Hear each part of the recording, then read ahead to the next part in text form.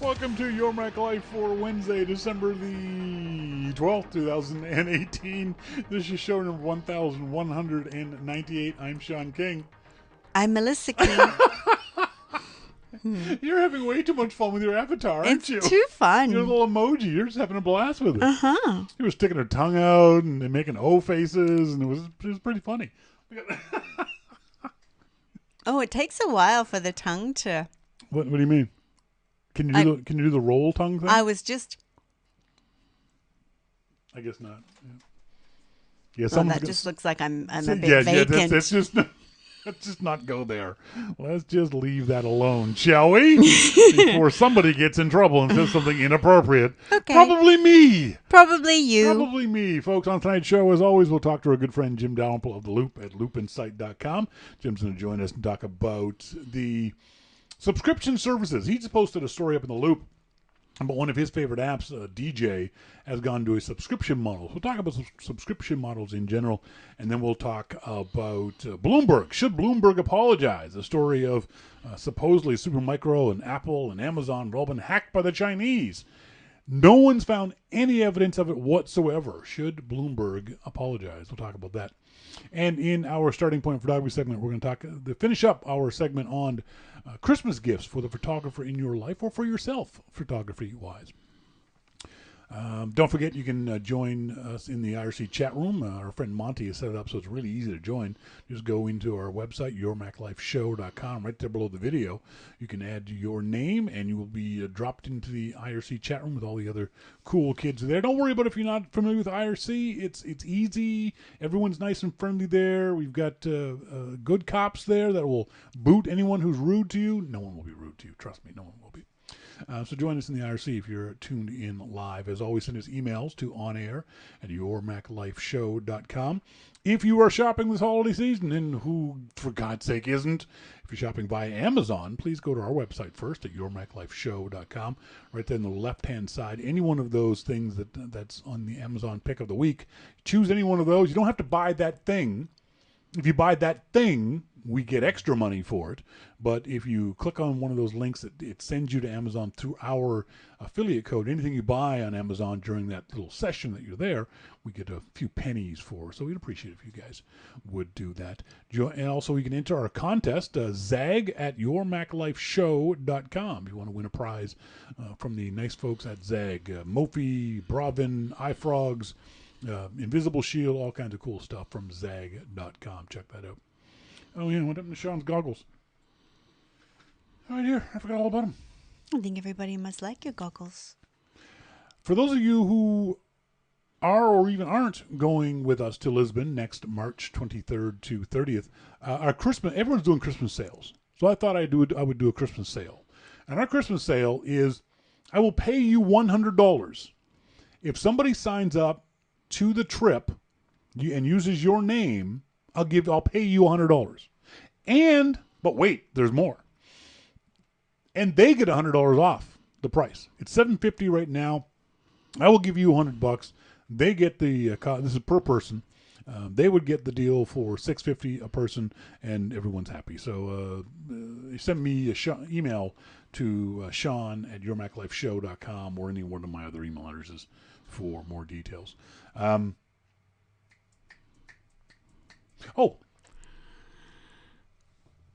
the most part, I think because Australia is part of the British Empire, you have the same sort of holiday traditions that we have.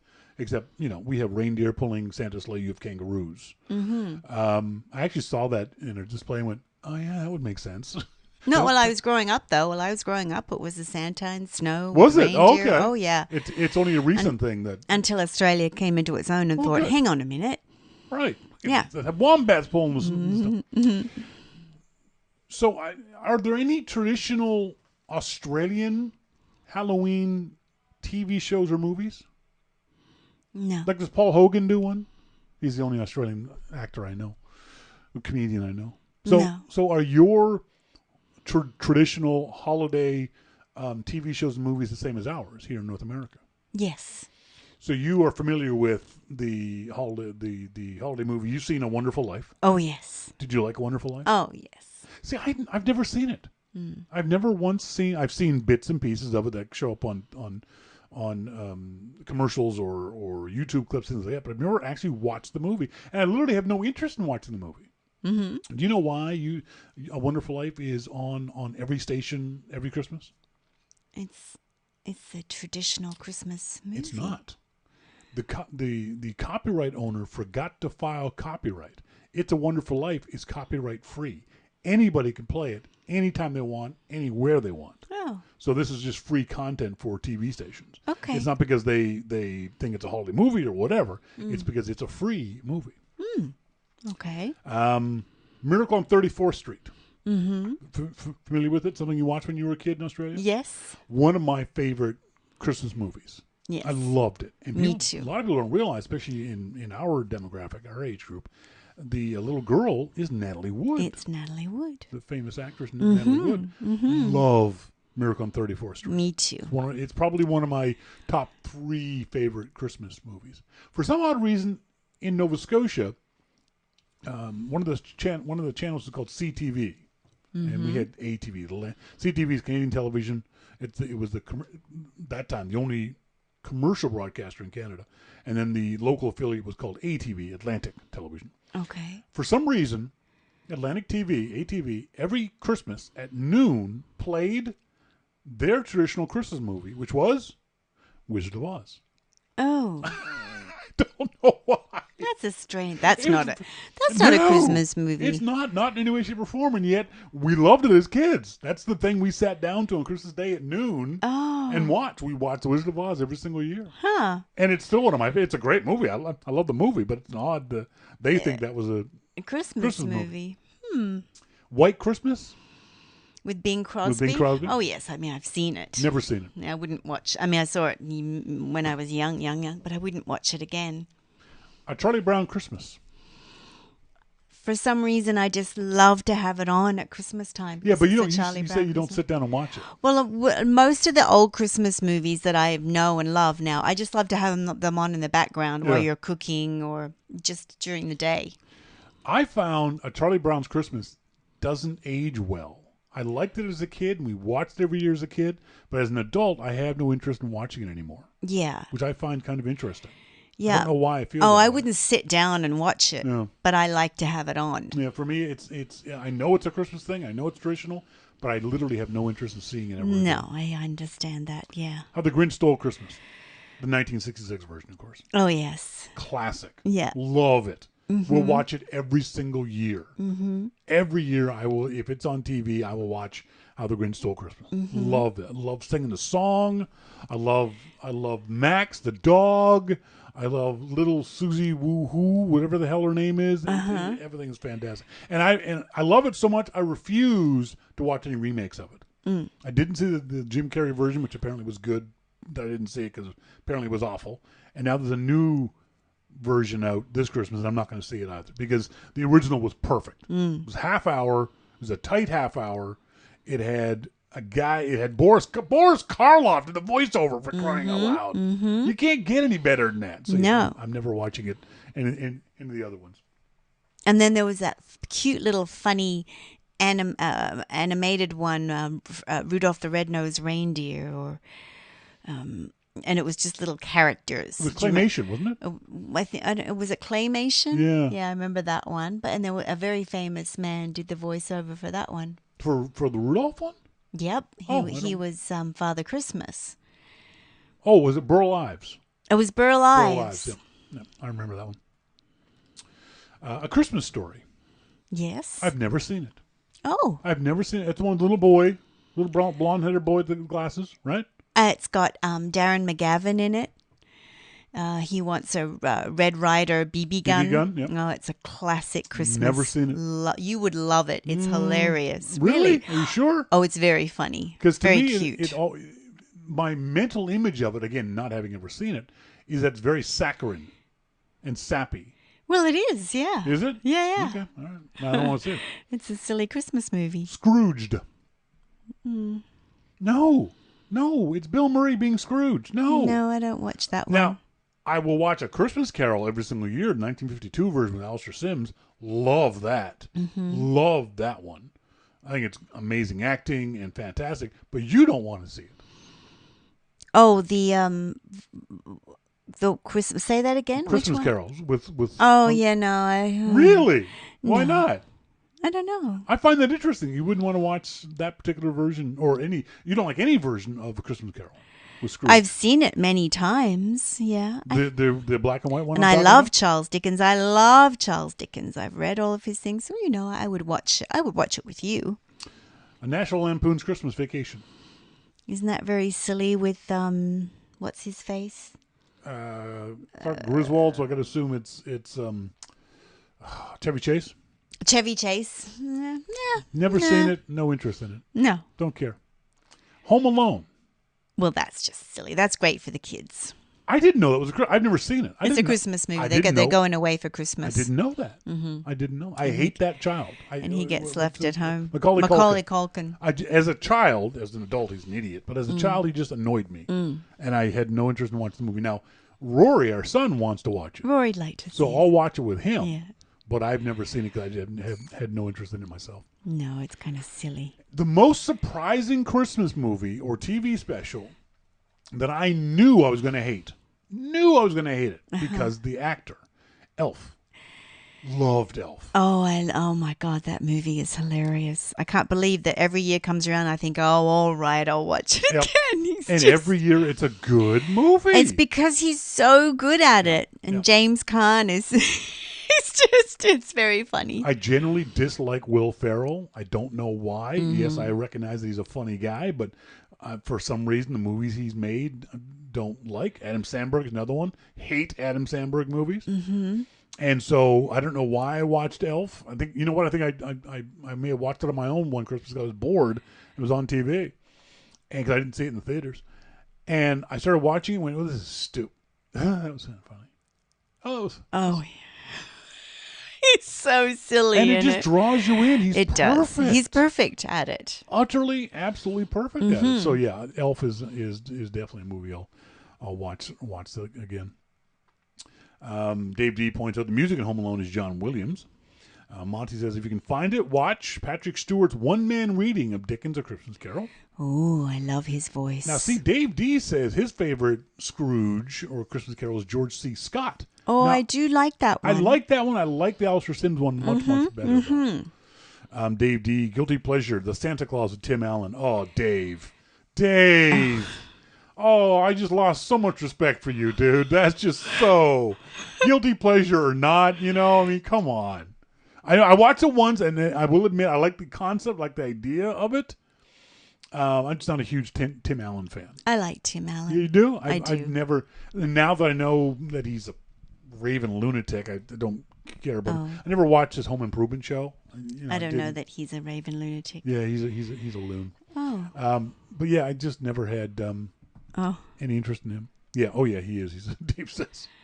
But yeah, I watched it once and I enjoyed it, but it's not. Now the big argument is Die Hard, Christmas movie or not? I will always argue, and 62% of the population agrees with me. A study was just done. Die Hard is a movie set at Christmas time, but it is not a Christmas movie. If that makes sense. It makes sense. Okay. Yes. MacMan says no. It's a Bruce Willis movie. Yeah. What do you think Die Hard is a Christmas movie? No. It's a movie I'll watch at Christmas time. I'll watch at Christmas, but it's not a Christmas movie. Yeah. Not in the true spirit of a Christmas movie. I think that's it. I think it's got to be the spirit of a Christmas movie. Yeah. No. So, anyway. It's Bruce Willis. You got to watch it. Do you think, here, another question for the audience, throw it out there. Our son is 13. He's a fairly mature 13-year-old. We often call him an old man because he can be a bit fusty at times. Is Die Hard okay for him? Yes, my gosh, you've got him watching that Titans thing. Which is surprisingly... Which is so violent and dark. For a TV show, no so, kidding. Oh, no, Bruce Willis. Because there's no sex, there's no boobs, unfortunately. No. But there's a lot of violence. In Die Hard or Die Hard. And it's R-rated. And that Titans show isn't? No kidding, yeah. Wow. But Titans is a TV show. That's showing up on TV. Well, then the ratings must have gotten a bit lax since they used to, because that is violent and dark and nasty. So yeah, I think we can watch Die Hard with him. I think so. I think that before he goes away next week. Oh, by the way, this is our penultimate episode of Your Mac Life for 2018. It's the what episode? Penultimate. The penultimate. Is that the second to last? Very or good. Look how smart my wife is. Huh? Huh? Yeah, second to last episode. Do I look smart?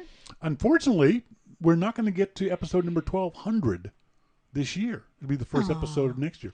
Traditionally, we take the week off between Christmas and New Year's. This year, it's I think Boxing Day, as a matter of fact.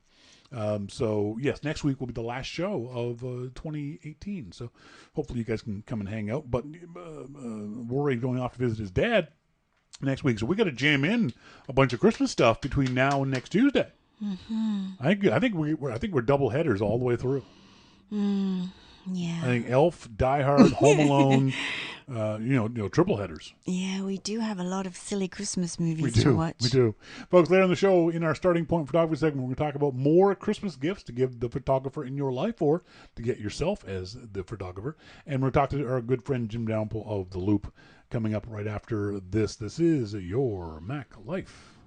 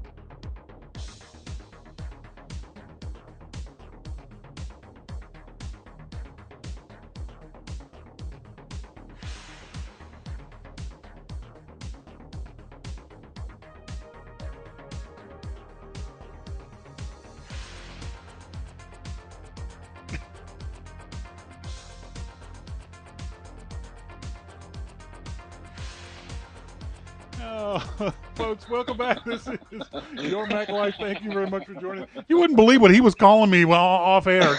Jesus. Merry Christmas they all to you. would believe it. Merry Christmas to you, you bastard. You know, they would all believe it. Everybody believes what I would be calling you. Absolutely. And usually it's completely justifiable, too, so I really have no room for complaint.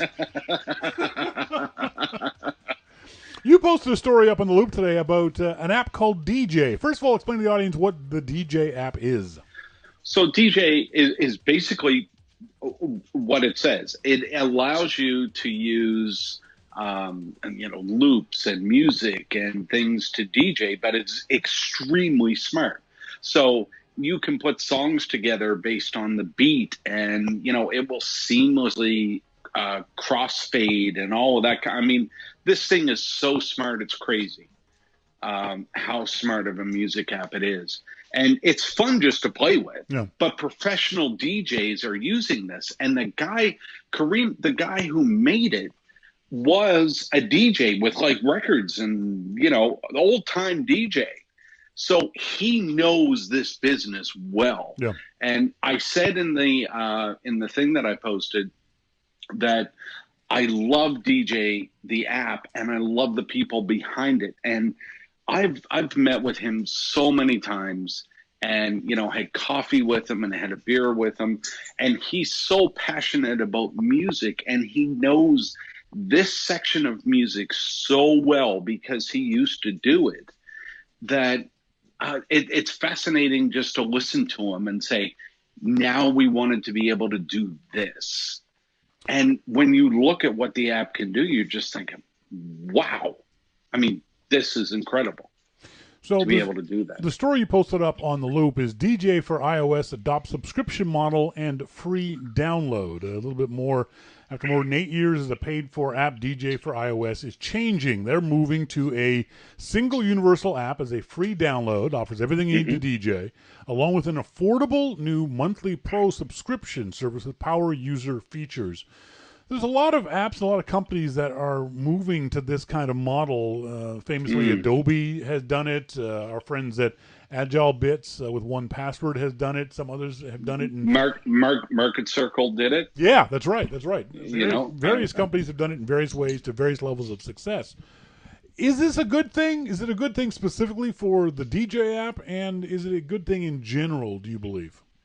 Well, I mean, it honestly, it doesn't matter whether we think it's a good thing in general. This is the way that the business is going, and it has been going for a number of years. A lot of companies have held out on subscription services, but a lot have decided that since this is the way it's going, they're going to go there. I think Adobe was the first really big company to do it. Yes. And they knew, because I talked to them at the time, they knew that they were going to lose some customers over it, but it didn't offset what they were going to gain by going subscription. And I know companies like Market Circle, AJ, that's another company that cares so much about their customers. And, he just thought that this was the best way to go overall for the customers and for the business. So basically what this means for, DJ or Market Circle or Adobe or anybody is that when updates are released, you just get the updates. Yeah.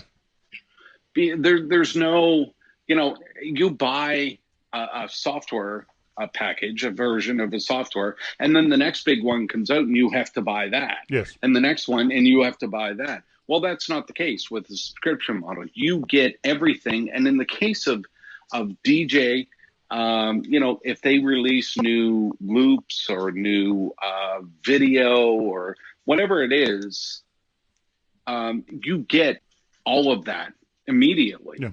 It's part of your subscription. So in that way, it's a very good way to go about it, because as a customer, you don't have to wait for a year to get the latest software from a company. They can release something every month if they want to, and it's there. You get it. So, yeah, I mean, in that way, it is really good for the customer.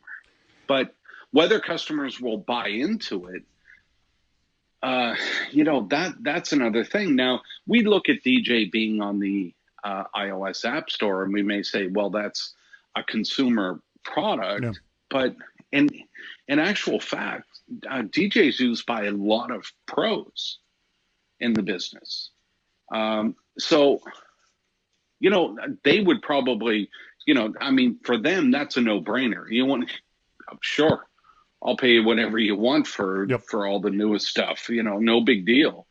And I think that's the same with Market Circle, and I think it's the same with Adobe. You know, the pros are going to say, yeah, sure, I'll pay you, whatever.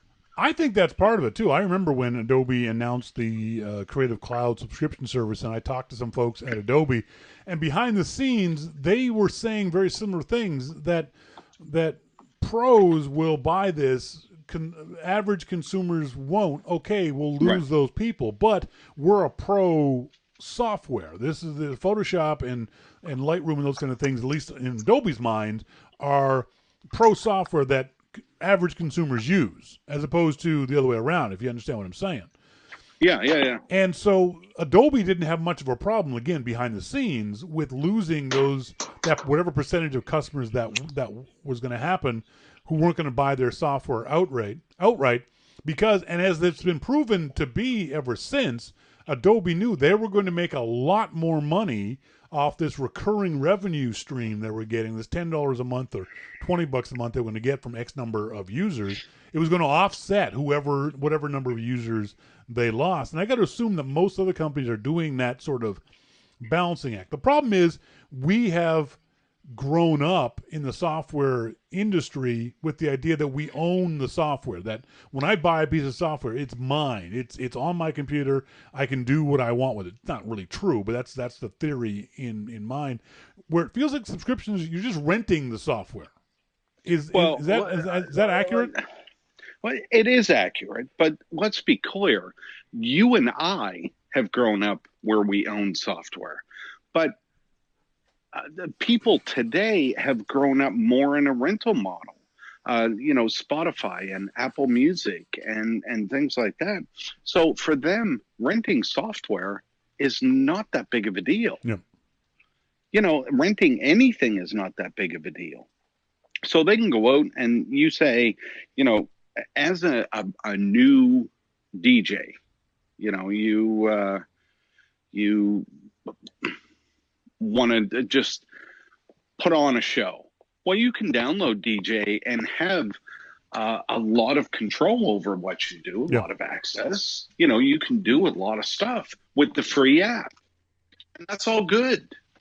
But as you continue to grow, let's say all of a sudden that show went so well that you get booked for 2 more shows. Well, that's great. I can do those 2. But then you start getting booked every week and you think, wow, I can't keep doing the same thing every week. Now I need to go pro. Well, you buy the subscription. And, that's what they're counting on. And the same could be said for any of the other apps that require subscription. Adobe, you do a pamphlet for your local church or something, and then all of a sudden companies are coming to you. Well, now I need to upgrade and I need to do more things. So, I think it's going to be interesting to see how DJ Pro does. I think they'll do very well. With the new subscription service, DJ says existing customers of any DJ version iOS are eligible for a special upgrade price of $10 for the first year. It's a discount of $30 or 83% off the standard price. That's pretty damn good. I think that's the key for a lot of users when it comes to whether or not they're going to get involved in the subscription model, is how much is it going to cost me on a yearly or monthly basis? How does that compare to what I've been paying in the past for upgrades? And then for a lot of us, even more importantly, how does this affect my work? I would not subscribe to Lightroom if Lightroom created graphics in a format that I could not access after I turned the subscription off. That's one of the problems I have with streaming music services, is that when you turn it off, you lose your music. But at least with Adobe Lightroom, if I turned off my Creative Cloud subscription, my photos are still intact in every way, shape, and form. Anything I've exported out of the app is still intact. I got to assume that's the same thing for the DJ app, right? If you've created music with it, do you still have that music if you turn the app off? Well, yeah, you can create stuff, but a lot of what DJ is about live. Yeah. It's about having access to all of this stuff and putting different things together and making something unique. So, I don't know that you would have that total ability to do without the subscription, because as you can see on the webpage that I linked to, there's a lot of stuff that comes with the subscription, but there's enough that comes with the free version that you can get by if you're just beginning. And I downloaded the free trial just for the fun of it. It looks like a really cool app. I have no idea what the hell I'm doing. I'm just bashing up buttons and making noise, but it was fun. It was just fun to play around with. I actually created. That pretty much describes your marriage. Exactly. I created a punk rock band. Actually, it's some alternative music stuff I just created. Monty says in the IRC chat room, this is the other side of the coin. I get no added value for a subscription, so I will actively seek out alternatives to any product I own that tries to force me into a subscription software model, especially if it's a piece of software I may only use a handful of times a year. For Monty, that's perfectly fine. If you're only using it for a handful of times a year, I completely understand not wanting a subscription.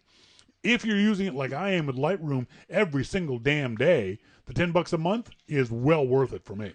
Well, and Monty's exactly right. And that's where the free version, that's where I think that DJ really did a great job, because they are giving away a free version. Yeah. So if you're only using a handful of times a year and it's not in a professional type setting, then now you have a free version you can use. A lot of companies don't do that. So he's absolutely right. MacMan says the 1Password going subscription left a foul taste behind me. Monty says, MacMan, me too. But remember, guys, there is still a non-subscription version of 1Password. When we had the folks from 1Password on the show a few months ago, they made that clear. There is still a version of 1Password you can buy that is not subscription. Same with the DJ app. There's still a version you can get. The free version has got an amazing amount of stuff that you can get. And for $10 a year, hell, I'll give these guys $10 just to make more noise. Yeah, well, I'll give them 20 to not let you have it.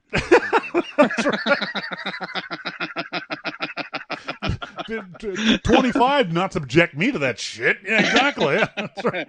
I mean, we'll open a GoFundMe page just so that we don't have to hear your music.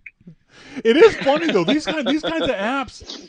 And like I said, all I'm doing is making noise. But there was an app from the folks at Propellerhead called Reason I played with many years ago, and DJ is another one it's kind of fun just to make beats. Just you're not making music, but it's kind of, you get some groovy sounds going on there, and it's really kind of cool to play around with. So definitely, folks, check it out. Go to algorithm.com or go to Jim's story on the Loop at loopinsight.com and download the app. It's free to download, so you might as well just go have some fun playing around with it. Super Micro says, review found no malicious chips in motherboard. A story we had up on the Loop yesterday. Apple. Imagine that. Yeah, isn't that weird? Isn't that strange? What could possibly be going on? Apple said the same thing about a month ago. Tim Cook has, as forcefully as Tim could possibly say it, said that Bloomberg should retract the story. Nobody named in the story has said that the story is accurate. A lot of professionals who weren't involved in the story but read it and had their own sources said nothing in the story is accurate from the point of view of Amazon, Apple, Supermicro. None of these companies ever had this magical chip inserted into their servers. What responsibility does Bloomberg have after all this time and after all these denials to step forward with more information? Well, at this point, I mean, Bloomberg is still standing behind the story. Yeah, they are. They are not budging one iota. So, I think the way that I read Bloomberg's response is, we are confident that our story was accurate, and we're going to leave it at that. But that's not what Bloomberg has done. Wow. Bloomberg has another reporter actively investigating their own story. And that's a good thing, by the way, that Bloomberg It is. has set some other journalist who wasn't involved in the original story to vet the story. Obviously, they should have done that beforehand, but they felt confident in their sources. And this guy is, from the behind-the-scenes chatter, is finding out the people named in the story and other sources are saying, no, this is not true. This is not accurate in any way, shape, or form. So Bloomberg, I think it's part of, and correct me if you think I'm wrong on this, I think it's part of the journalism, the internet journalism and the 24-hour news cycle we live in now, that Bloomberg, I think, is just trying to ride this wave until it goes away, until people forget that they said this, and they'll move on to the next story and move on to the next scandal. Do you think that's maybe what Bloomberg is trying to do?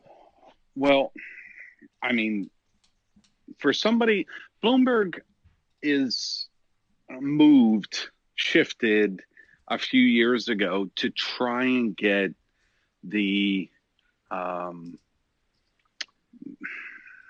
rumor mill stories. Yes, the breaking news rumors. Yep. Yeah, they kind of took that shift a few years back. That's when they intentionally did this, and they hired Mark Gurman. And what I don't know that Bloomberg really thought about was that as an organization, they are held to different standards than what a Mac news site is. Yes. And, you know, now that that's coming out, like, you know, no, this is wrong. And you get the CEO of Apple and some of these companies coming out and saying, no, this is wrong. Yep. Well, then Bloomberg's in some trouble. But so to ride out that wave would be a good thing for them, except it keeps coming up. Yeah.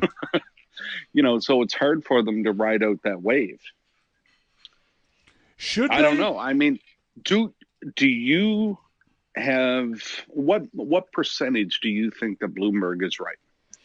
I think Bloomberg has gotten caught chasing a story that they wanted to be true. And they may have taken bits and pieces of information, added 2 + 2 and gotten 5. You know, I don't think that there was ever any actual chips in any of these Supermicro servers. I think it was a possibility. I think the only named source in the story, a cybersecurity expert, said, yeah, this is possible, and here's how it would happen. And it seemed like maybe Bloomberg went and assumed that what he said was, this is happening, and wrapped their story around that. The problem is, Bloomberg says they had upwards of 30 different sources saying this. Do you believe Bloomberg when they say that? I don't. But they're supposed to be reputable journalists. They're supposed to be, you know, at that level of the Washington Post and New York Times. I don't think they are, but that's the perception that they have.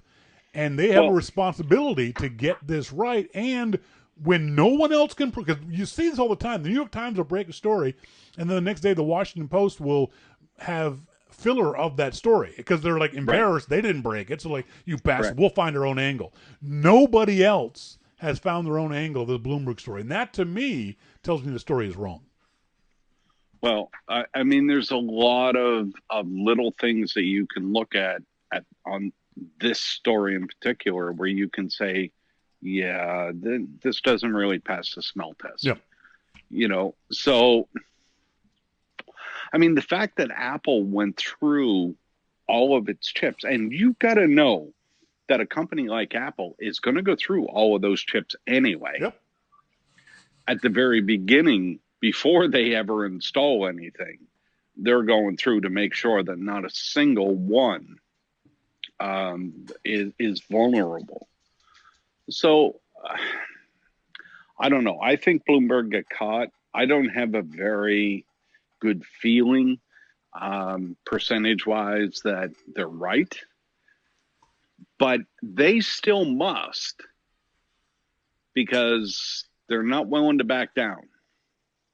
The other interesting tidbit of all this is the 2 reporters who reported the story have not written anything since. Yeah, well, that could be an internal thing. Yeah, that also is. I don't want to read too much into that because investigative journalists sometimes will only write one story a year because they're spending the rest of their time investigating. But it's still a data point there that I think Bloomberg knows they're wrong, knows they can't prove they're wrong, and so they're just going to sit back and just hope this goes away. That the internet will forget about it. Yeah, they know that nobody can prove that they're actually wrong. Yeah, that's right. Exactly. So, yeah, I mean, it's sad, but you're probably right. Yeah. Let's move on to the next story. I saw this one just before we went on air. Taylor Swift is using facial recognition at her concerts, in theory, to detect stalkers. This is up on rollingstone.com. I should do that. You want stalkers, dude. That's the problem. You like the idea of being stalked. Taylor Swift fans mesmerized by rehearsal clips on a kiosk at her May 18th Rose Bowl show were unaware of one crucial detail. A facial recognition camera was inside the display taking their photos. The images were being transferred to a Nashville command post where they were cross-referenced with a database of hundreds of the pop star's known stalkers. Do you have a problem with this? All right. Well, I mean, there's a couple of different things going on here, as you know, because of the way that you phrased the question. Of course. But we all want to see these people be safe. You know, I mean, I don't like Taylor Swift's music, but I don't want to see any harm come to her either. And I understand why they're doing what they're doing. And maybe in this case, it's because of a real threat. Yes. Maybe she has gotten a real threat and they're trying to be proactive in identifying some of these people. And, you know, do I have a problem with that on that level? No. I mean, I want people to be safe. I want her to be safe. But yeah, I get where you're going with it.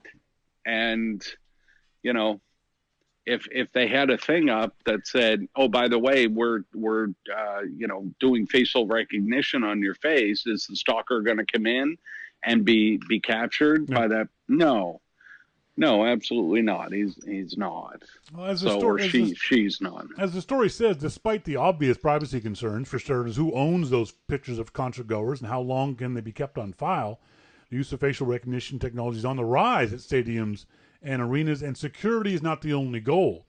Well, the other issue you might have with this is, okay, they're looking for stalkers. Are these people who have been convicted of stalking Taylor Swift, or are they just people who've come to a lot of her concerts? Well, and then what defines stalker? I get it, and that goes to another point. At what point can the police actually do something? Exactly. Is it after they've already killed her, or you know done something to her, or is it again being proactive on a lot of this stuff? Well, you know. But isn't the issue that if there are people who have been charged and or convicted of stalking Taylor Swift, then the police should be the one doing this facial recognition stuff in order to find that person? There's someone who's got a restriction on them. They're not allowed to be within a mile of Taylor Swift. Let the police deal with that. I think that we both know the police don't have the resources to be able to do that kind of stuff. But Taylor Swift has the resources. She can just turn them over to the police. Well, maybe. Do we know what they're doing with them? Exactly. And there's another one of the questions. What the story says is going back to her command post in Nashville, Tennessee, that her people are the one doing this. And again, if it's someone who has been convicted or charged with a crime, then I have no problem with Taylor Swift's people saying to the L.A., in this case, the L.A. police, hey, L.A. police, there's a guy at this concert who means to do Taylor Swift harm. He's done her harm in the past. But what they're doing, it sounds like what they're doing now is sort of a pre-crime thing. Well, yeah, kind of like, what was that movie? Minority Report. Minority Report, but you just said convicted of a crime. So if you see somebody in there that has been convicted of a crime and shows up at 3 different Taylor Swift concerts, is that reason enough to report them to the police, or are they just a Taylor Swift fan? I mean, I've gone to 3 or 4 Aussie concerts in different cities. Now, to be clear, I was traveling with Ozzy at the time, but still, I've gone to 3 or 4 Ozzy concerts, and what if they did that to me? Yep. I'd be pissed off. Yep. Like, I've been to 3 or 4 Ozzy concerts, but what business is it of yours? Exactly. So I get both sides of this. I really do. And as I've always said, I would prefer to err on the side of more freedom than less freedom. That if you're going to make a mistake, make it on the other side, because she has plenty of security physically around her when she goes walking around places. It's unlikely someone's going to do anything at a concert. But you never know. I mean, this is such an awful thing. The world that we're in right now is so awful. Yep. And I understand why they want her to be safe. Yep. And why they want all artists to be safe. And it's just so unfortunate that this is what it's come to. Yeah. But we still have to be careful we don't catch the wrong fish in these kinds of nets, that we don't just grab up everybody on the potential they could be a danger. As we were saying in the RC chat room, Sly could be considered to be a Bruce Springsteen stalker because she goes to a buttload of his concerts. Well, let's be honest, she is. I said that in the chat room. She is. She absolutely is. I mean, you can say, oh, she's a fan. No, she's not. She's a stalker. Exactly. Yeah. And we love her for it. Yep. But, I get it. I get it. I do. But both sides of this upset me. Yes, exactly. And I think that's part of it, is that we live in a world now where this is going to upset people on both sides of the issue, civil libertarians versus folks who want more security and these kinds of things. And I'm with you. I don't care about Taylor Swift one way or the other. I certainly don't want anything to happen to her either. So I understand her and her people wanting to keep her secure. I don't think this is the way to do it.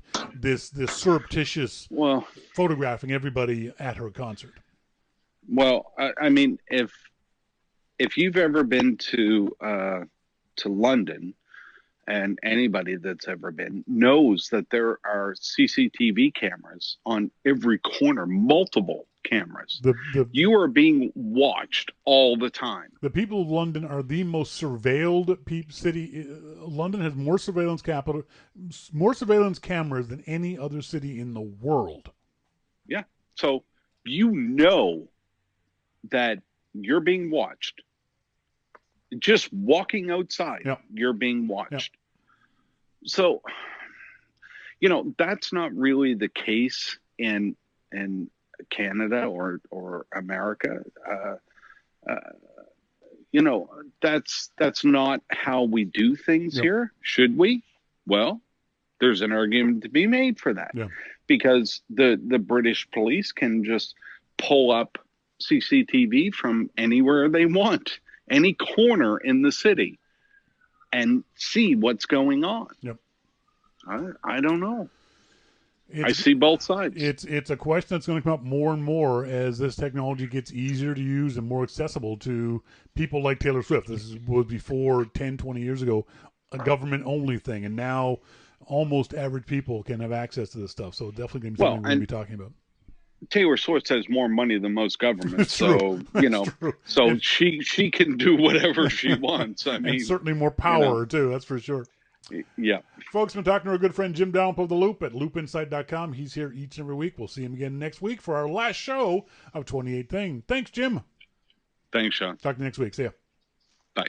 Folks, when we come back in our Starting Point Photography segment, we're going to talk about gifts that you can get your favorite photographer. All that and much more coming up. This is your Mac Life.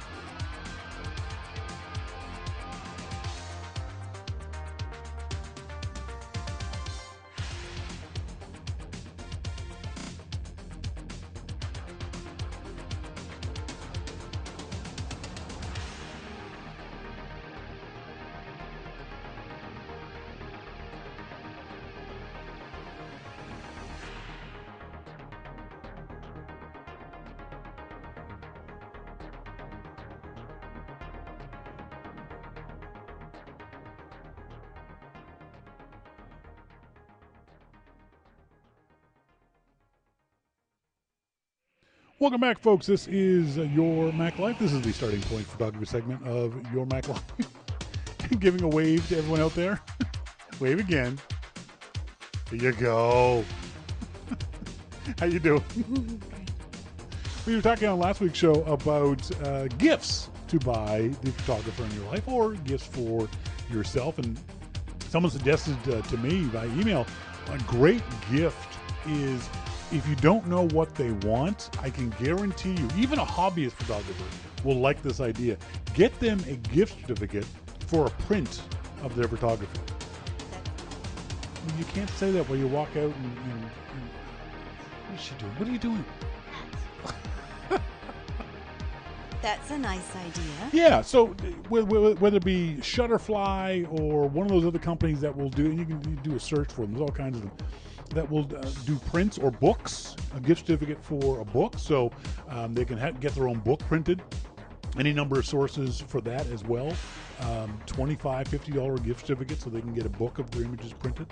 Or if you are the kind of person who has access to their Instagram account, you can get books made from their Instagram photos. I wouldn't do that unless they're a really good photographer. You don't want a book full of crappy photos. But you could get them a gift certificate for a hardcover book. I've seen several examples. Apple no longer does it, but you can do a search for any number of companies that will do hardcover books or softcover books.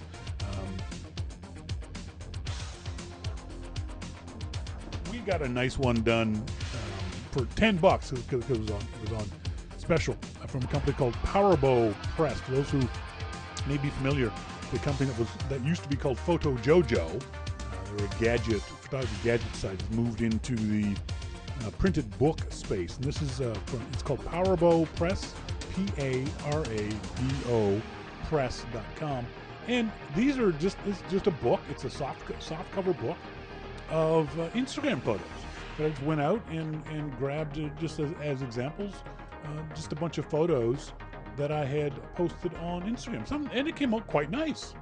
And you can actually add caption to the photos. You can have multiple images on one page. I chose not to do that, so I've just got a bunch of pictures, mostly of my beautiful wife.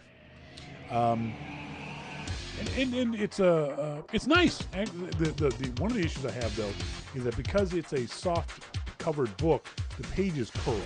So you have to make sure either you lie this in a bookcase so that the pages are held together, but otherwise it's a nice little thing. Powerbow Press, P-A-R-A-B-O Press. Dave D says, yet to find a decent book card vendor. Really? That's interesting, Dave. I haven't done a lot of them, but the ones I found seem to be kind of nice.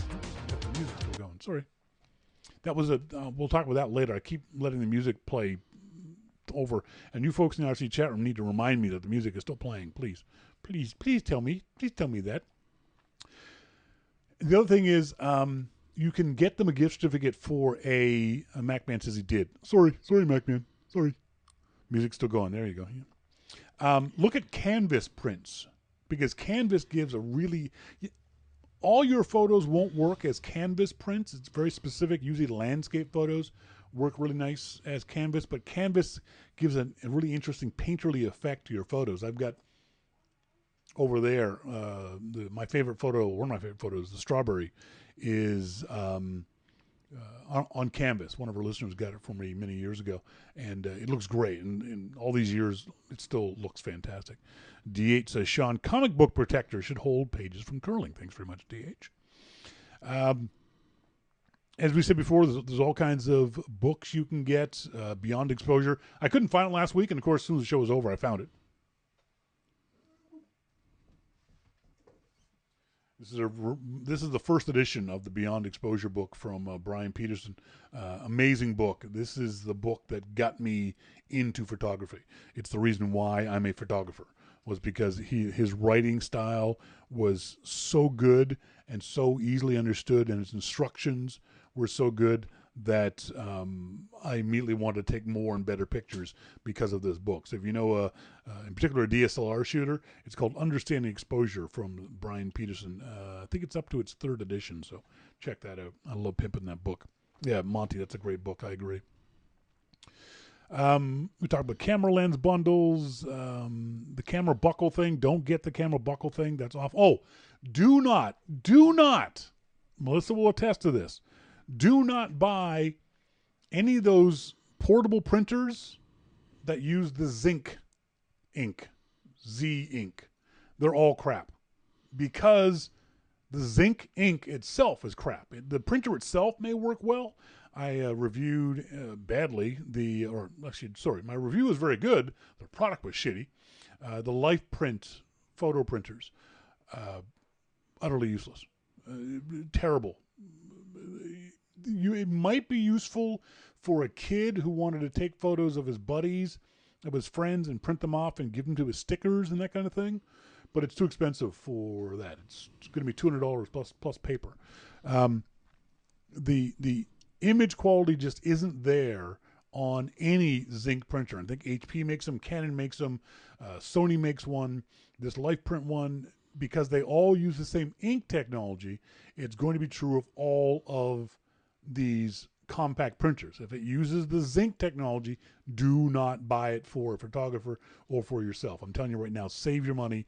You will not get good image quality off of these things. Just by the nature of the zinc ink, it's not possible to get good image quality off of those things. We just were not impressed with those, were we? No. For somebody who is a bit of a jokester, a little bit of a practical joker, what you could get them is this thing. This is, I'm going to cover up my wife's beautiful face with this, and it's a camera roll. You know, the old 35 millimeter camera roll stuff, which is kind of neat. Except this one is a toilet roll holder.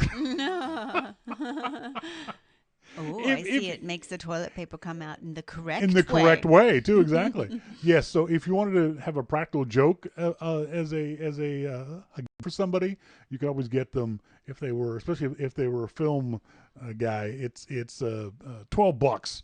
So you can always get that for somebody, which I think would be a very funny joke. But make sure you get your wife's permission before you put this on the toilet rolls. Oh, Dave D wants 10 of those. There are 10 of those. Another one I really like is a great idea for a photographer is, again, I'll cover Melissa's face up, especially the 5-in-1 multi-disc light reflectors. These are great because they've got, as it says, 5 different ways of reflecting light. Now, this is probably for more of a accomplished, more of a serious amateur at the very least photographer, because these things, you kind of got to know what you're doing when you use them. You can practice with them. The best thing I've ever found them used for is for 2 specific reasons. One, for shade. So if you're out on the beach or a bright area, you can literally hold them over your subject's head to get the harsh light of day off of them. The other one is as a true light reflector. I've used it. One of the issues you're going to have with people that you're shooting on sunny days, even if you're not in bright sunlight, you can have dark shadows because of their forehead, their nose, and maybe their lips and chin. And with the reflector, it's hard to do by yourself, but you can use the reflector to bounce light from the sun up underneath the person's face. So it gets rid of those shadows underneath their eyes and underneath their chin. And because one side of these things is gold, it can give a really nice sunsetty kind of look to your images. So that might be something that you could get the photographer who doesn't already have one. There's this photograph here of Rory and I that's beautiful. I don't know if I can. Can I cut and paste that? Cut and paste it into the chat room or text it to me? It's a pretty photograph of with using the one of those things that you're just talking about. I don't know if that's going to work, is it? What did you do? Did you put it in the IRC chat room? Or? I did, but I don't think it's going to work. Oh, there we go. It might. It might. Anyway, that one was taken up on Soames with the reflector. And it's a beautiful photograph. You can see the golden light on our faces. I mentioned before a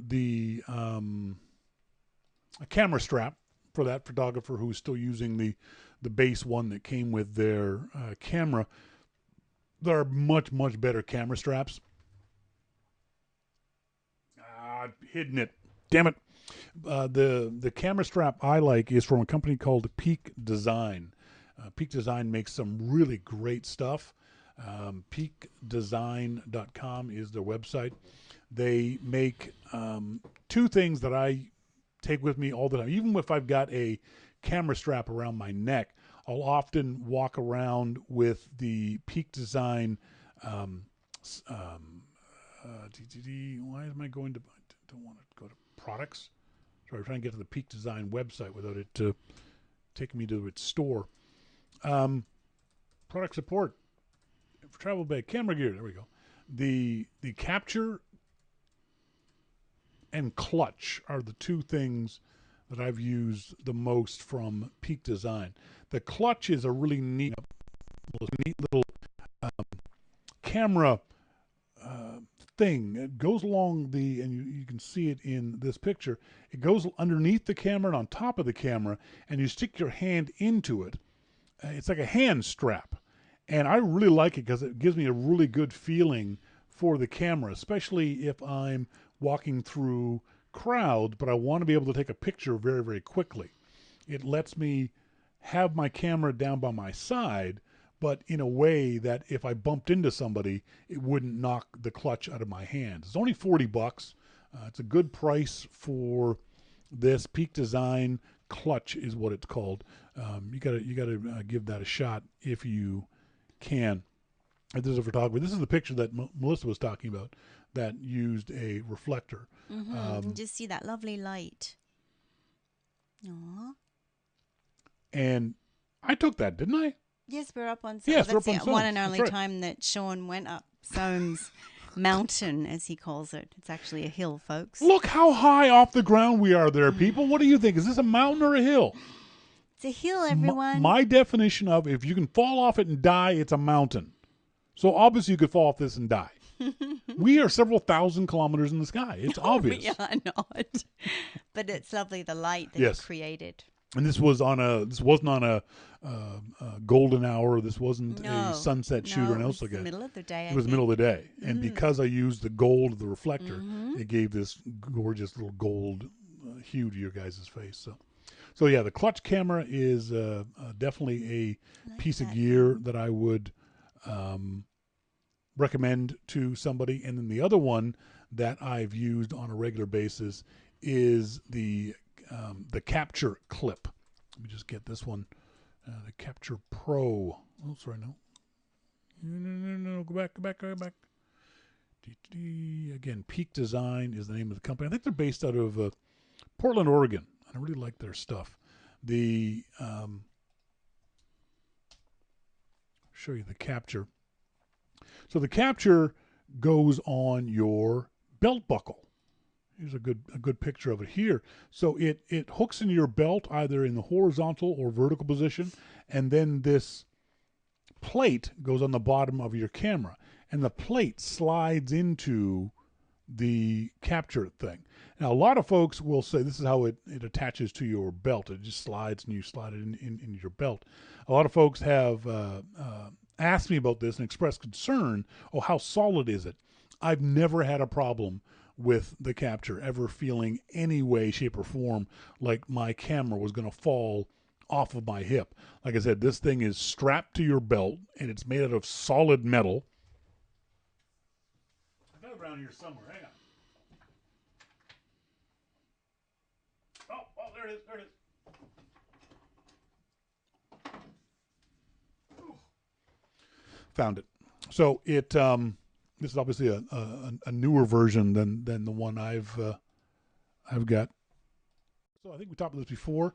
I love the bags from Lowpro, lowpro.com. They make my favorite camera bags, but every photographer is different with the amount of gear they carry and how they want that gear to be in their on their backpack or on their hip or whatever it might be. So you have to watch out for that. I don't know if I would buy a bag for a photographer unless they specifically said they wanted that bag. You were in a camera store and they said, "Oh, I love that bag," kind of stuff. That might be something you might want to give a gift certificate for a particular bag before you actually got them the bag itself. I've used this is another recommendation I saw from folks, a 360-degree camera. I don't know if I'd buy this for a photographer unless you knew they wanted a 360 camera. I've used the Ricoh Theta S, which is I think at least one version behind, and while it was a neat little toy, it was exactly that. It was a toy. The image quality was not very good. The video quality was average. The software that Ricoh used to get the images from the camera, from the Ricoh camera onto your iPhone, was painfully slow. Not just because of the fact it's doing a 360-degree photograph. It's very, very slow software.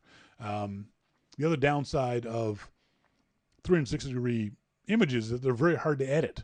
You can't edit them in Lightroom. You can't edit them on your camera app. You can only edit them using their software.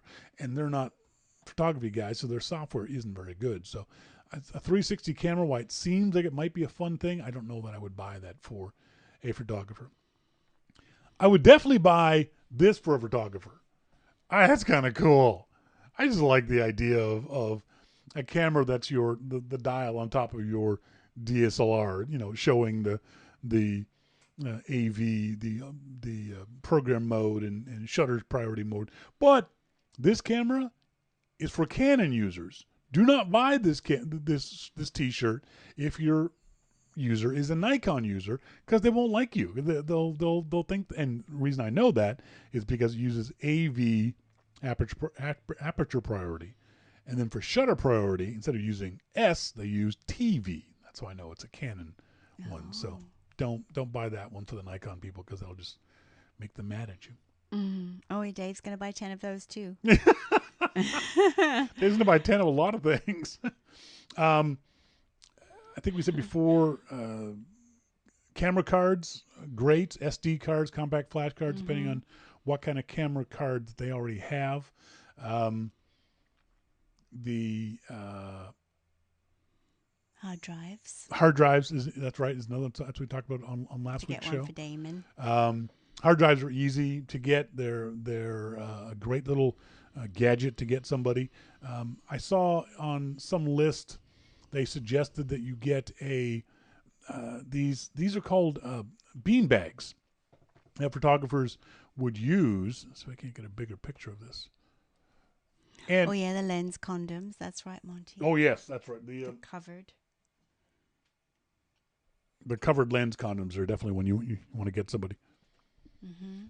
These bean bags seem like a good idea until you have to carry them around. And then they become an awful idea. The idea of the bean bag is to allow your photographer to prop his camera up on things to get it level and to get it steady. And like I said, it sounds like a good idea, but this is a 5-pound bag of sand.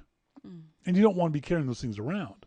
A better idea, if you wanted to get something like this for someone, would be to get your favorite photographer a Gorilla Pod. I think the Gorilla Pods are much better. Much lighter. Much more usable. Just as usable for low-angle stuff.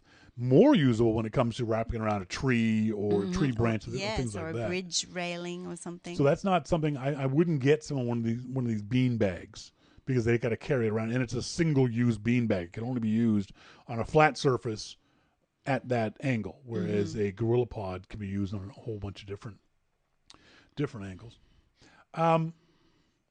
For those of us who live here in the Great White North, this is not a bad idea. Fingerless gloves. Not fingerless, but gloves where the fingers flop over so that they can use their camera. I like that idea. They're a necessity for Melissa. Some folks think that's a dumb idea, but living here... No, I've had those, and they're a very good idea. Yeah, they are. They're very, very good idea. If you have somebody who is a vain selfie shooter who constantly needs to shoot their own selfies, you could always buy them this, but I would recommend against it. I would actually say get this person out of your life completely. It's a selfie ring light. It allows them to put this light over their camera and then be able to take better lit selfie photos. You know what? It's just better to just not have this person in your life at all.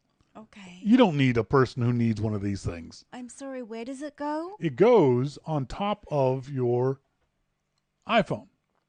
Oh my goodness. And so it's a ring light, so it's in that circle that ring lights are in, and a ring light as a for a camera can be really interesting, but for selfie shots, how does it attach? It just slides over the top. You can see here on the bottom of it, it would it's sort of like spring loaded here on the back of it. This part opens up and closes over top of your phone. Yeah, don't buy this. Do not have this person in your life. You don't need people like that in your life at all. You mentioned photo books. This is the single dumbest idea you could possibly have, that you could possibly send someone for a Christmas gift. A bullet. It's actually an 8 gigabyte flash drive. Oh. First of all, 8 gigabyte flash drive is a waste of time, but in the shape of a bullet. Oh. That's just an awful idea. That's going to get you pulled over in security in a heartbeat. That is so strange. What an odd idea for a gift. A bullet flash drive. I get penguin flash drives. I got penguin flash drives. Those make sense. Circular flash drive shaped like cookies, not a problem. Flash drive shaped like cameras, not a problem. But a flash drive shaped like a bullet, do not do that. That thing shouldn't even be on sale, let alone something I would recommend to people. We talked on last week's show about the lenses for iPhones. Do not buy an extra lens for your iPhone that costs less than $100. Those idiots at iMore just posted up the best lens kits for your iPhone, and 3 of the 6 were cheap. This one is $14, and it's a 6-in-1 iPhone kit. Sorry, 5-in-1 iPhone lens kit, including 1 telephoto lens. I guarantee you this is going to be a piece of shit. And the images you get off of this thing are going to be crap, and it's going to be a waste of time and money. These are undoubtedly probably plastic lenses. If they're not plastic, they're cheap glass. They're not going to be ground well. You're not going to get very much optical clarity of these things. $14 for a 5-in-1 lens kit? No, do not buy this. Do not buy this for a photographer. It's a waste of time. It's complete and utter garbage. Just going through this list. This list is on Photodato or Photodoto. 130 amazing gifts for photographers. There's a lot of printers on this list, and like I said, I wouldn't recommend a printer for anybody on this list. If your photographer likes to shoot indoors or is a homebody type shooter, there are surprisingly a lot of inexpensive light kits that they can buy on Amazon.com. They're called Photography Photo Portrait Studios, and they're basically, I'll show you a picture. They're basically big photo umbrellas with stands and lights, and they're fairly inexpensive. This set here, this is a set of 3, is only $60. Now, I don't know if I'd go for the $60 one. I might spend maybe $100 or more for them, but a lighting setup is not very expensive when it comes to buying this stuff on Amazon.com. We've got a set here in the studio. I've only ever set the whole kit up once or twice. They're a bit of a pain to set up and take down, but if it's somebody who's got a studio setup, they can always use more lights. What about you guys? Do you have any ideas, any suggestions for things that you want to get for Christmas or that you want to give to your favorite photographer, or any advice you need? Send us an email to Shawn at yourmaclifeshow.com, and we'll do our best to find the information out for you, whether it be a bag or whether it be a lens or those kinds of things, let us know at Shawn at yourmaclifeshow.com. Got some emails from you guys. We got an email from Don Beck. Don Beck in Chillimark, Massachusetts. I was just listening to the Jim segment of the YML where you mentioned your thoughts on Apple producing a kid version of the iPhone. Then Jim said, does that mean they should also make a version for older folks? As in older folks turning 80, as an older folk turning 80 in 7 months. Congratulations, Don. I would love to see a special model for me. I have a request for only one change. I'd like a senior discount so I could upgrade more frequently than every 10 years. I'm still using an iPhone 6. I like a just over broke discount. That's right. Jason Painter points out this is the second show in a row where the music bed continued into a segment. This time is during the starting point photography segment. My apologies, Jason. I'm going to try to fix that. I'll do my best to make sure I keep an eye on that and stop doing that to torture you guys. Scott Randall, formerly of the what's that? Monty says, fire the producer. Yeah, no kidding, yeah. Scott Randall, formerly of the Long Island Macintosh User Group. Listening to your discussion with Jim last week, you spoke about not getting any deals from Apple on the new iPhone. I could not help but think about what I had seen recently about Apple giving more money on buybacks of your present phone. That's sort of a deal. Apple's offering pretty much double the buyback. So if you give your phone back to Apple, they give you a discount. So for the iPhone 6, $150, iPhone 6 Plus, $200, iPhone 6S, $200. So for example, your phone, that'd give you $200 US to get another phone. The downside of that is you're going to buy a new phone outright. So that's going to cost you $1,000, $800, whatever it might be. Scott also says, I looked at that Samsung free 50-inch TV deal. That's coming from the individual carriers, not from Samsung. In fact, there's nothing on the Samsung site referring to it. All the major carriers are doing it, but some of them are charging more for the phone than Samsung does on their site. In addition, this looks like one of Samsung's closeout TVs, which are on sale at various retailers for less than $400. The carriers are probably getting a deal from Samsung on those. Now, I don't know if you've seen this, but for the past 2 years, sales of smartphones have decreased. Not by much, but that shows growth of smartphone sales is coming to a close. Yeah, it just, at least here in North America, for the most part, everyone who wants a phone, whether it be, basically everyone who wants a cell phone in North America has a cell phone. They're cheap enough now that anybody can get a cell phone. Where you fall on the spectrum of cell phones is different for everybody, whether you're getting a high-end iPhone or whether you're getting a free Android phone. But yeah, it's an easy prediction that this market was going to, what they call, saturate at some point. Right now here in North America, the market is definitely saturated. He says the reason for this is that the carriers are no longer subsidizing the purchase of the phones. No, the reason is because it's saturated. 4 or 5 years, these phones are good for at least 4 or 5 years now, so why spend the money on a new phone after only 2? For a good percentage of people, new features are not compelling enough to upgrade when their old one is doing what they need. Previously, with subsidies, the cost of the new phone was about $200. They got a trade-in for about $200, so it was a no-brainer. Those deals are now gone. Sure, Apple and Samsung will continue to sell millions of phones, and they'll do great financially, but there will be no growth. So the phones will not drive the stock market. Great listening to you and Jim discuss these things. Thanks very much, Scott. Appreciate that. Yeah, it's definitely, again, in North America, a market that is, Apple has pretty much sold, the market has sold every phone they can possibly sell to people who want a phone. What they're doing now, but that doesn't mean that Apple can't grow market. Apple doesn't care about market share, but Apple can, because there are many, many more people who use Android phones than use iPhones. So Apple can always sell a phone to an Android user. They just have to convince them to switch. Mm-hmm. What Apple has to do is figure out, why are people buying Android phones? I got to bet the vast majority, and if you disagree with me, let me know. I'd say the vast majority of people who buy Android phones are doing it because of price. Yes, I think so too. Android phones are simply, they may not know that there are significant differences between an Android phone and an iPhone. They may not know about the security implications of Google phones. They may not know about the pros and cons of these things. I think they just simply cannot afford an iPhone. Yeah, I agree. Certainly, and these are people who, like most of us, want the latest and greatest. I want a new phone. I want to be one of the cool kids and have the phone that's being advertised and all that kind of stuff.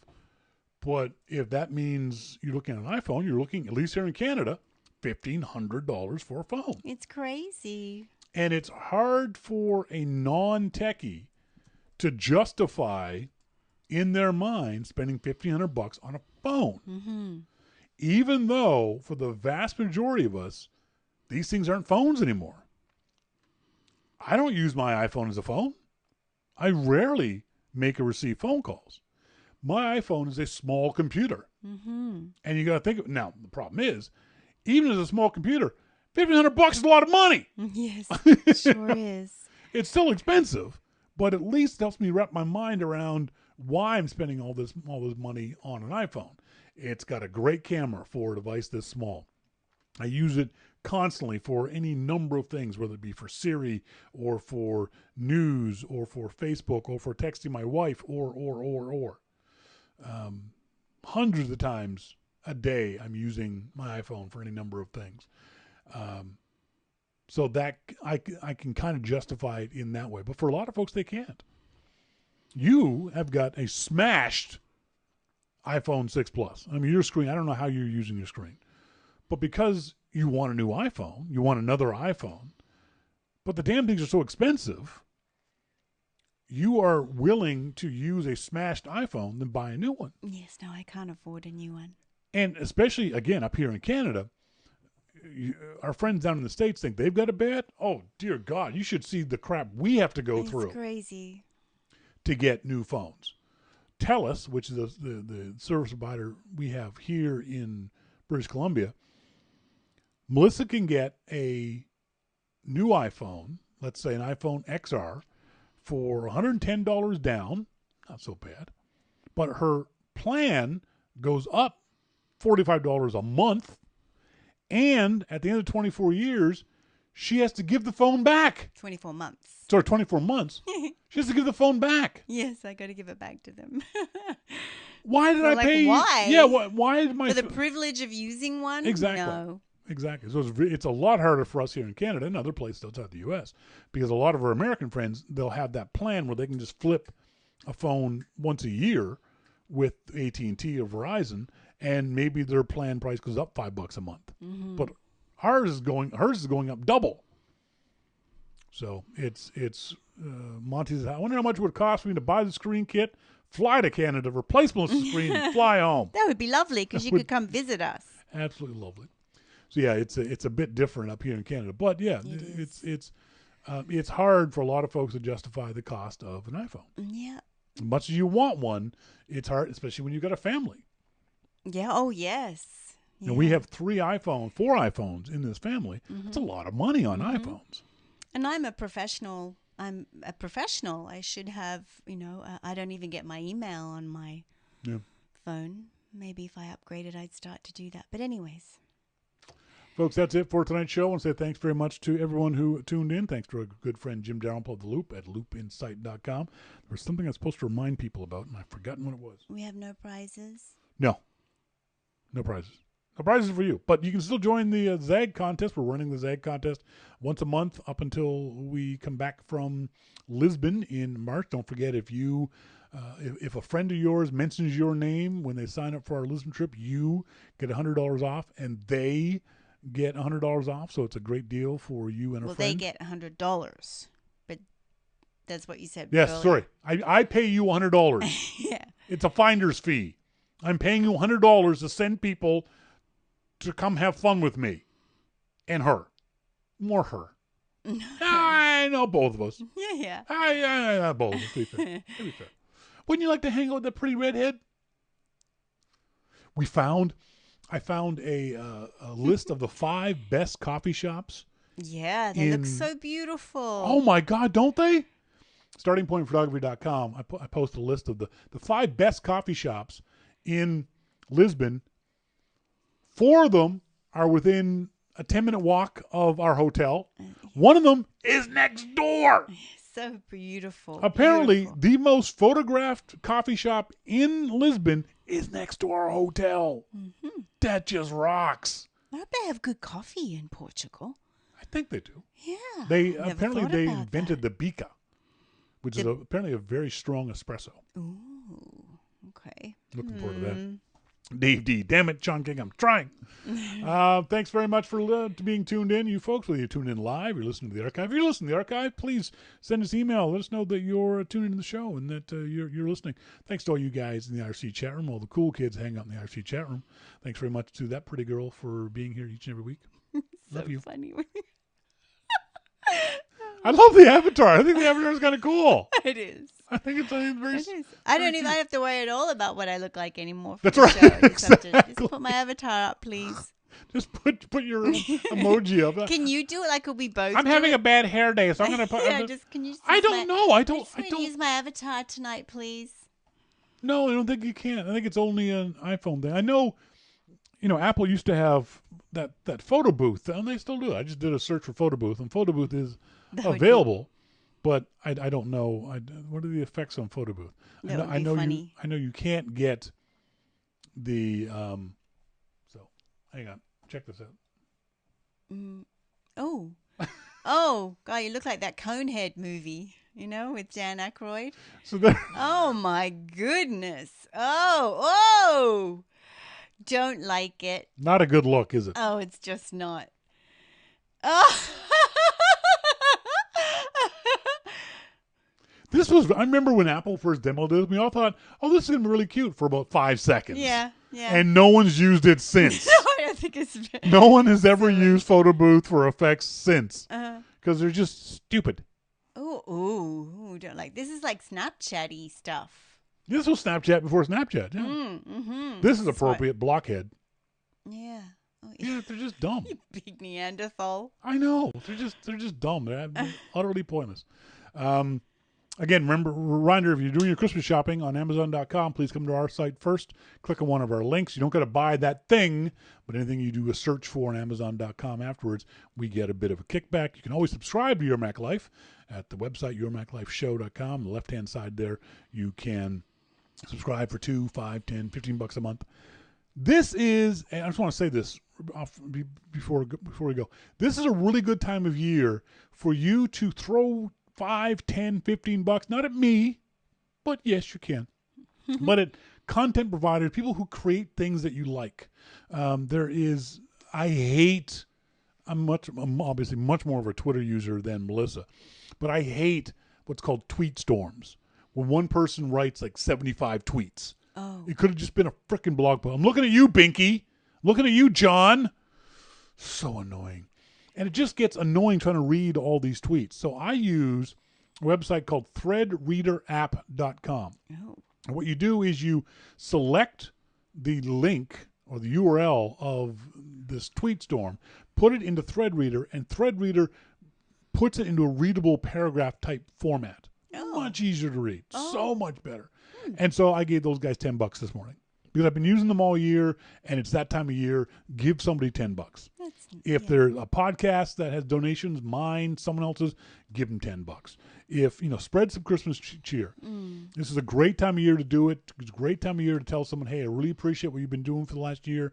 And as I said, the exact words I use to the guys at threadreaderapp.com, I ain't got much, especially this time of year, but I wanted to give you guys a little bit of it. So I gave them $10. Yeah. It's a little bit of money, but if a lot of people do it, it makes such a huge difference. I mean, just imagine if, 1,000 listeners sent someone $10. It's only $10 to each one of those 1,000 listeners, but to the guy who getting the money, that makes his year. That's absolutely fantastic. So when you think about stuff like this, PayPal or a credit card or do whatever it is to do, $5, $10, $15, just do that. Yeah, there we go. People that do things that you like need and want to hear from you. Not only just send emails and that you appreciate them. But if you can't afford it, if you can afford it, sending them $5, $10, $15 over Christmas would be a big help. So please do that. Don't forget your food banks. That's right. That's families right. that can't put food on the table, and just takes everybody to give some food. Hopefully, the food banks are really stressed out. I know they are here in Canada. Hopefully it's as easy for you guys as it is for us. The local food banks here came by 4 or 5 days ago. Oh, they do several pickups during the year. They dropped off a paper bag, and we put a bunch of stuff that we weren't using. And it wasn't even discarded food. It was stuff that we just we had extra. We had extra. We had corned beef hash and soup and canned goods and that kind of stuff. The other thing you can do is when you go to your local grocery store and you buy some stuff, buy an extra can of something. Buy an extra can of soup. Yeah. Buy a peanut butter. We gave them a great big jar of peanut butter and canned milk and beans and gave them a whole bunch of stock to cook with, make a soup, a whole bunch of food in there. You had a great line when you said that. You said, we don't have much, but we have more than these folks do. We sure do. And breaks so my heart. It's for a lot of us, this is a hard time of year because you don't have the money to do what you want to do. But remember, for a lot of other folks, it's a lot harder. It is a lot. It's so awful. And worse harder at this time of year. Yeah, exactly. Worst time of year. There is nothing worse than Christmas cheer when you ain't got none. Oh. When you're homeless or you can't make your rent and your kids aren't going to have fancy Christmas dinner. Yeah. Oh, there's the toy drives. Toy drives are also at the a good Legion thing. Here. Yeah. And Monty said pick up, $5 gift cards from fast food restaurants. And if you see, yeah. We should do that when we go to Vancouver next week, just if we see anyone, to give them a $5 gift card. You'd be surprised, having been in that situation myself, you'd be surprised at how good that makes that person feel to just be handed a $10 gift card to McDonald's. Just to have to some know, food. and it ain't great food. No, but it's something. But and they it's get to food. sit in there and eat. And you don't get feel a harassed bit by normal. the McDonald's folks. You're actually buying something instead of. So yeah, please do what you can. Like I said, there's a lot more folks that are a lot worse off than we are here in the RC chat room and here at Your Mac Life and here at the King Berryman household. So keep those folks in your thoughts as we go forward to the Christmas season. Next week, last show of 2018. Probably wear hats. Probably put bells on her avatar. I'm probably going to be wearing antlers. So you're going to want to come in and stay tuned. Oh no, I like that big elf hat. That The you giant had on elf. It wouldn't show up in the camera. It wouldn't. We put this giant elf hat on the other day that didn't bend. It was just straight up elf hat. It was probably at least 2 feet high off the top of my head. It was hilarious. It's hilarious. So all that on next week's show, folks. I hope you all have a great week. Until then, I've been Shawn King. I'm Melissa King. And you've been listening to Your Mac Life. Thanks for joining us. See ya. Bye.